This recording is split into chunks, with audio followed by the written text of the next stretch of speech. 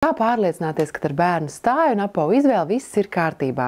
Dosimies noskaidrot vecākiem interesējošos jautājumus pie ortopēda, lai mūsu bērniem ir drošs kāju atbalsts. Mazais Didzis ir aktīvs bērns, kuram patīk ikdienu aizpildīt ar dažādām sportiskām aktivitātēm. Lai rūpētos par to, ka ķermenis ir gatavs slodzei un Didzis jūtas labi, viņš kopā ar tēti dodas uz pārbaudes vizīti pie ortopēda, protezēšanas un ortopēdijas centrā. Kādu informāciju par bērna stāju, pēdas attīstību un piemērotu apaviņu izvēli varam noskaidrot ortopēda konsultācijā. Didzim ir 3,5 gadiņi. Viņš iet pirmsskolas izglītības iestādē Pasaciņa. Bērndārzā tev patīk? Nepatīk. Hobija nodarbe mums ir peldēšana baseinā. Jā, baseinā mēs jau peldam no 3 mēnešu vecuma. Tad, protams, riteņi mums patīk riteņbraukšana. Tad mums patīk kvadrciklu braukšana. Šodien mēs dosimies pie ortopēda pārbaudīt bērnu stāju. Kādas ir bērnam sūdzības?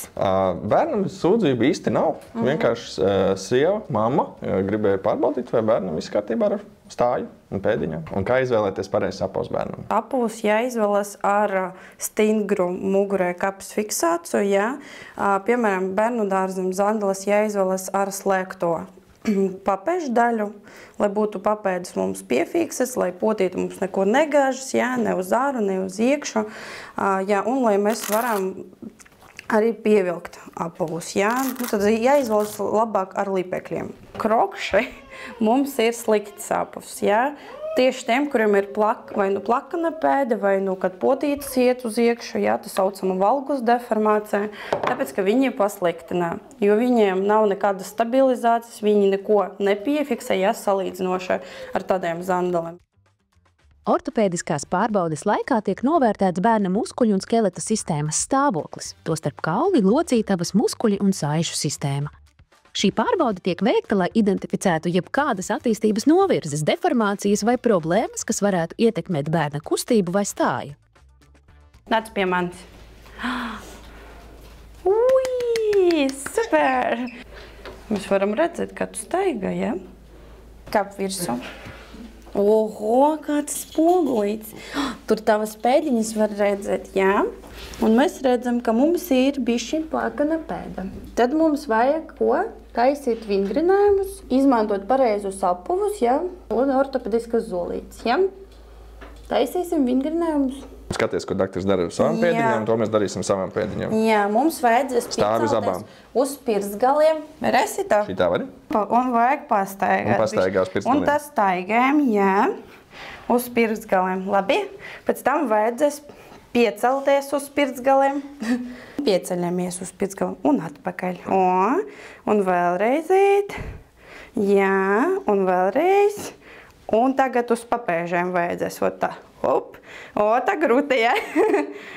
Un uz papēžiem. Un vēlreiz. Un pastaigājam uz papēžiem. O, cik forši, ja? Cik bieži būtu nepieciešama šāda vingrinājuma mājas apstākļos? Tā kā mums plākana pēda un kad potītes mums iet uz iekšu, tas ir muskuļu saišuvājums, tad mums jātrenē katru dienu. Vēl šobrīd ziemā ir aktuāls jautājums, kā zināt, vai zābaciņi nav par mazu un nespiež. Jūs mājās varat izņemt ārā oriģināls zolītes no apava, ja? Un lai paprasīt, lai viņš uzkāp virsū. Un ja mēs redzam, ka mums te apmēram ir pirkstiņš viens, ja, tad mums apavi der. Vēl viens variants, kā mēs varam pārbaudīt, vai der apavs, ja, mēs varam paprasīt uzvilkt apavu, ja, un līdz galam, lai būtu pirksti līdz galam, un ja mēs varam te ielikt vienu pirkstu, ja, apavā, nu apmēram šādi, ja, tad mums apavs ders bērnam. Davai. Paldies par konsultāciju, bija ļoti daudz informācijas. Paldies sievai, ka ieteicāt nākt pie jums. Esmu kļuvis gudrāks. Jā, lūdzu, un tiekamies pēc gada. Ja? Mājās droši drīkst staigāt arī ar plikām pēdiņām, bet bērnu dārzā svarīgi izvēlēties apavus ar slēgtu papēžu daļu, stingru zoli un, ja nepieciešams, ar ortopēdisko pēdiņu. Vingrojums jāveic katru dienu. Tas palīdzēs attīstīt un vingrināt pēdas muskulatūru, jo plakano pēdu var izārstēt, bet tā laicīgi ir jāatklāj.